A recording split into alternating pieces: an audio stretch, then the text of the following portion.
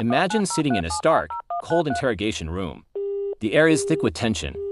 Across the table sits a man, calm, collected, almost smug. This isn't just any suspect.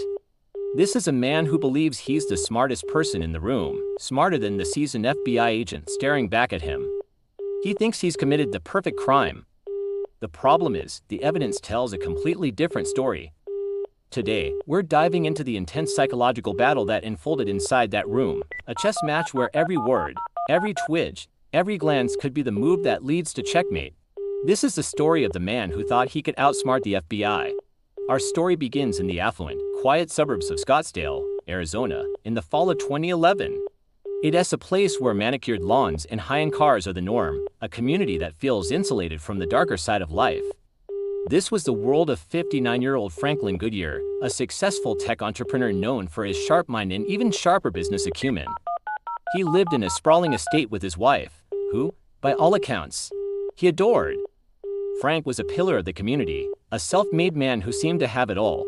But on the morning of October 12th, the illusion of his perfect life was shattered forever. A frantic 911 call came in just after sunrise. It was Frank Goodyear. His voice was strained, laced with a panic that felt chillingly real. He told the dispatcher he'd returned from his morning jog to find his home in disarray and his wife, Sarah, unresponsive on the floor of their master bedroom. Paramedics and police rushed to the scene, their sirens slicing through the morning tranquility of the neighborhood. What they found was a scene of brutal, calculated violence. Sarah Goodyear, a beloved local philanthropist, was gone. The initial assessment pointed to a robbery gone wrong. The house had been ransacked, jewelry was missing, and a back window was smashed. It seemed like a tragic, random act of violence that had stolen a vibrant life. The Scottsdale Police Department quickly realized this was no ordinary case. The victim's high profile and the brutal nature of the crime demanded a thorough, meticulous investigation. They brought in the FBI for their expertise in forensics and behavioral analysis. As investigators began to piece together the timeline, they started with the person who found her husband, Frank. He was cooperative, a grieving husband desperate for answers. He walked them through his morning routine, the jog he took every day, and the horror of his discovery. His story was consistent, his grief palpable. On the surface, he was a man shattered by loss. But seasoned investigators know that things are rarely as they seem. The crime scene, which at first glance looked like a chaotic burglary, began to raise red flags under the scrutinizing eye of the FBI's forensic team. The smashed window, for instance. The glass was found on top of the debris inside the house, not underneath it, suggesting it was broken after the room was already ransacked, perhaps to stage a break-in. The so-called missing jewelry? It was found days later, tucked away in a guest room closet, a place a frantic burglar would likely never look. The disarray in the house felt theatrical. Drawers were pulled out, but their contents were neatly stacked, not dumped in a hurry. It was too tidy for a crime of passion or a panic theft. The focus slowly but surely began to shift. While they looked into local criminals and recent burglaries, a parallel investigation began to quietly build a profile of the man at the center of it all, Franklin Goodyear. Friends and family painted a picture of a perfect marriage, but financial records told a different story. Frank's tech empire, once a titan, was crumbling. He was facing mountains of debt, and his business was on the brink of collapse. Then came the discovery of a massive life insurance policy on Sarah, one that had been recently updated, with Frank as the sole beneficiary. The payout? A cool $10 million. Enough to solve all his financial woes and then some. Suddenly, the grieving husband had a powerful motive. With the motive established, the investigators needed more. They dug into Frank's personal life. They found emails.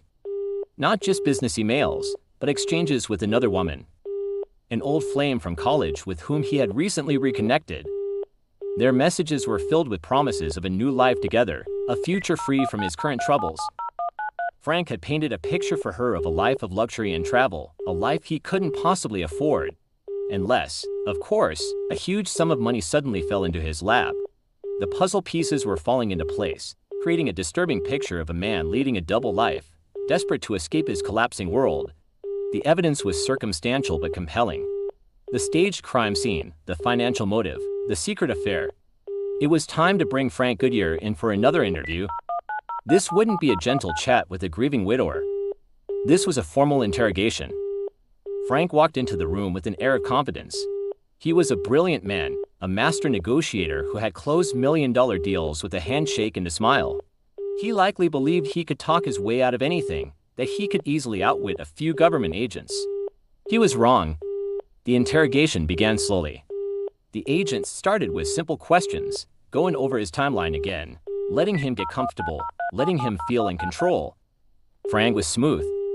He was eloquent, detailed, and his story hadn't changed one bit. He even managed to shed a tear when talking about Sarah, a performance worthy of an award. The agents listened patiently, their faces unreadable masks. They let him build his own narrative, brick by brick, a fortress of lies he thought was impenetrable. For hours, this dance continued. Frank, confident and articulate, the agents, patient and observant. They noted the way he'd tap his fingers when asked about his finances, the slight shift in his gaze when they mentioned the name of his old flame. Then, the lead agent changed tactics. He leaned forward, his voice dropping from conversational to razor sharp. He laid a single photo on the table. It wasn't a grisly crime scene photo. It was a picture of the smashed window, with an overlay showing the trajectory of the glass shards. Frank, the agent said calmly, our forensic team is the best in the world. They tell us this window was broken from inside the house. Can you help us understand that? Frank's composure flickered. Just for a second. A tiny crack in the facade.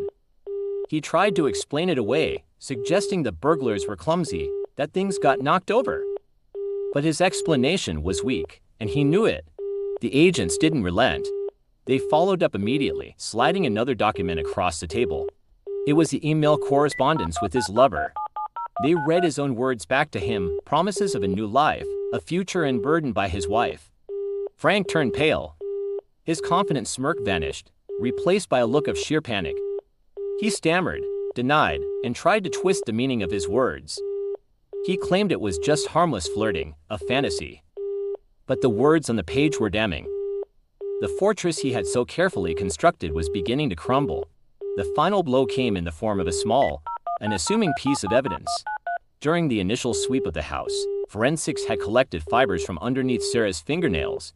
She had fought back. For weeks, the lab had been working to identify them. The results had just come in. The agent slid one last photo onto the pile. It was a microscopic image of a single fiber. Next to it, a photo of the sweater Frank claimed he was wearing on his morning jog. The fibers were a perfect match. A unique, custom-made cashmere blend. The same material found under his dead wife's nails. Checkmate.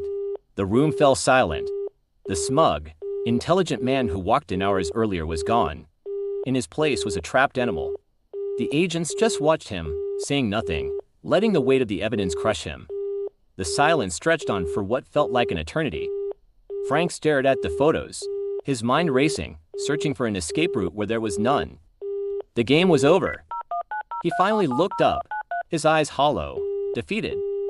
And in a voice barely above a whisper, he said, I needed a way out. The confession that followed was a torrent of resentment, greed, and cold-blooded planning. He hadn't just outsmarted himself, he had sealed his own fate, all documented on camera.